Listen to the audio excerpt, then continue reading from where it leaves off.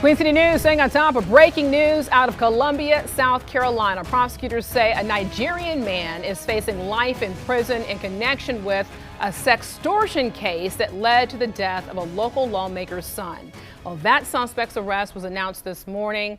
And Queen City News reporter Jody Barr now live in Columbia. Jody, the family also recently wrapped up a news conference. What can you tell us? Well, what we can tell you right now is that a Nigerian national by the name of Hassan Bun Hussein Lawal, a 24-year-old Nigerian man, back in 2022, the feds say he started a sextortion campaign against a state representative's son. That state representative is Brandon Guffey here in South Carolina. The Guffeys are out of Rock Hill.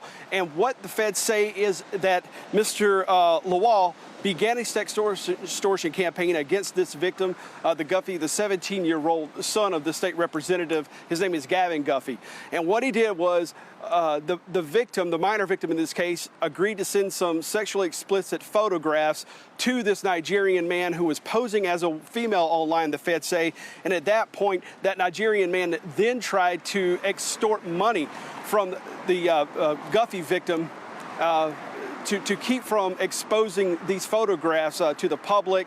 And the prosecutors say that the Guffey victim had a gun. He told this Nigerian sextorter that he had that gun and he would use it. Well, he ended up killing himself. So that launched a federal investigation. The feds went to Nigeria on Saturday. They arrested this 24-year-old man, flew him back here to Columbia, South Carolina. Today, he was arraigned and formally read a 5-count indictment against him. Now, that indictment came down in October of 2023 when the federal grand jury here in Columbia indicted this Nigerian man and at least one other defendant, but that person has not yet been charged.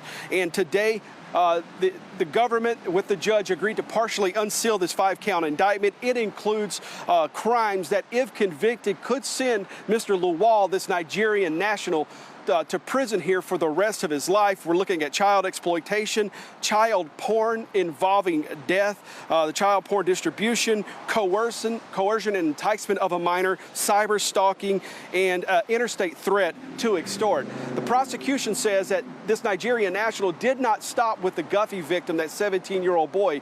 In fact, he went after the Guffey family, threatening to expose these photographs in an attempt to ruin Representative Guffey's political career and the Guffey family's reputation. But again, a 24-year-old Nigerian national nabbed in Nigeria over the weekend, flown back here to Columbia, and right now he is being held in the Lexington County Detention Center, where they hold federal inmates here in Columbia, South Carolina, where the next step will be a detention hearing to see if this man ever gets out before his trial. But the judge did indicate today during this bond hearing, or I'm sorry, this arraignment, that she had no plans to let him out, given what she knows now. The judge says, quote, "I can think of no set of circumstances that would persuade me to release you."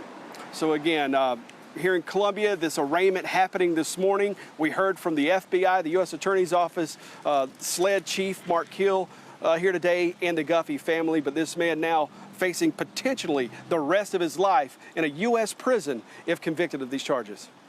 Jody Barr reporting from Columbia, South Carolina. Jody, we look to be able to have more of your reports coming up later on in our later newscast. I know I want to let you go because you're busy breaking this story, giving us these details. I mean, anybody who lived in the Rock Hill or Charlotte area, this was a national story. So we just appreciate all your reporting for that. Thanks so much.